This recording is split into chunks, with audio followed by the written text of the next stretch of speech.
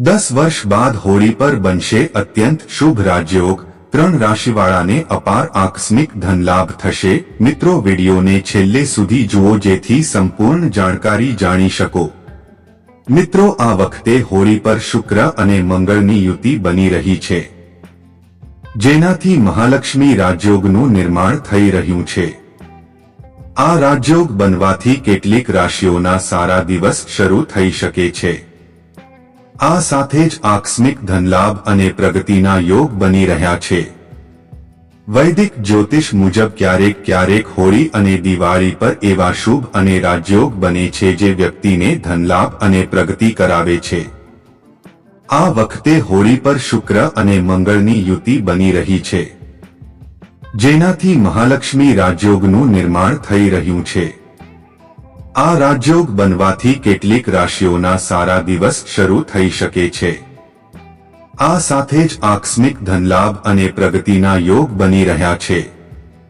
તો ચાલો જાણીએ કઈ છે આ 3 ભાગ્યશાળી રાશિઓ।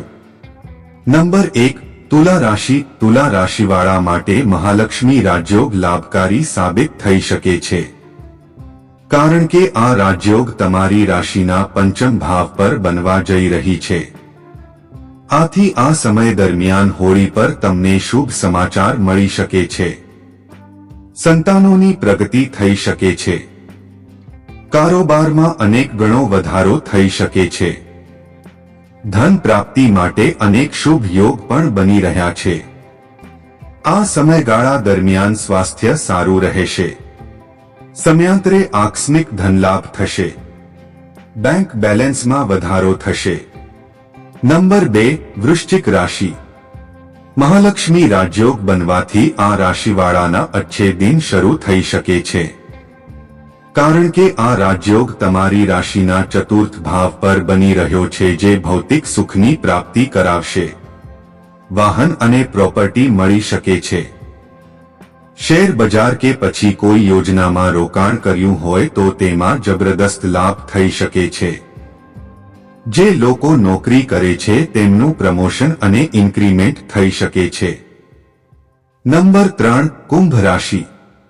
તમારા માટે આ રાજયોગ શુભ સાબિત થઈ શકે છે, કારણ કે તે ગોચર કુંડળીના લગ્ન ભાવમાં બનવા જઈ રહ્યો છે। વ્યક્તિત્વ નિખરશે તથા સાહસ અને પરાક્રમમાં વધારો થશે। પાર્ટનરશિપના ધંધો કરનારા લોકો માટે સારો સમય રહેશે। ધનમાં વધારો થશે। લગ્ન જીવન સારું રહેશે। અપરિણિત લોકોને લગ્નના પ્રસ્તાવ આવી શકે છે।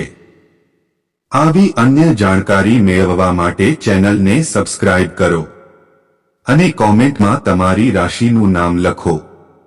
જય શ્રી કૃષ્ણ।